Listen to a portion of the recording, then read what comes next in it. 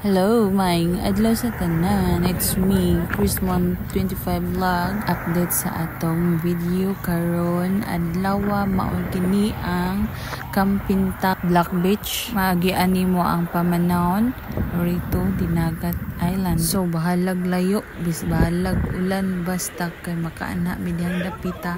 Og na-enjoy namo kanang adlaw bisan man sa paggikan. Grabe ka ulan og hangin pagyud. So hunong-hunong mi dihang dapita labi na sa pag-uli gibunok-bunukan. Pero bahala na siya basta kay na-enjoy namo ang pag-andog. Nangaligo mi kay pag-abot ana init man pud. Super nice view, tinaw kayo ang dagat na iyang mga bato, ambot bato-bato murag mga shell no. Unsa ba na siya yung singalan ana nga bato. Mura man na siya kanang pangbutang sa aquarium.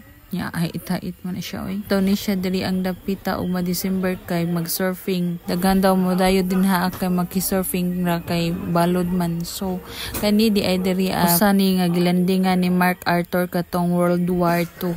Naa diri siya nakalanding og daghan kayo diri ang iyang mga gamit na nga ginganlan na namog antique ang iyang mga gamit kay sauna ra man to nga panahon. So amo nakita din niya ang dapita. So ato sa ning basahon diri ang gibutang diri sa I Shall Read. Matod pa sa mga istorya ni Eni og sa mga uban aning nagibantay dirang dapita sa akong pangutana. Daw una si Mark Arthur ni landing adesir siya ni adto sa Leyte katong niingon siya I shall return.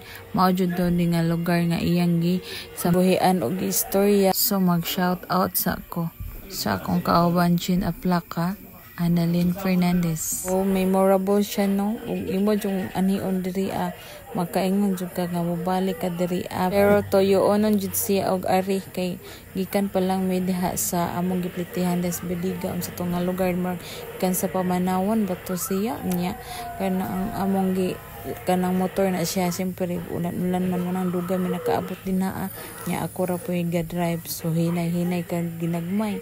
So ang naabot mi din ang mga alas 12 gyud nagikan mi alas 9 nya alas 12 mi ang abot na din nangaligo dayon.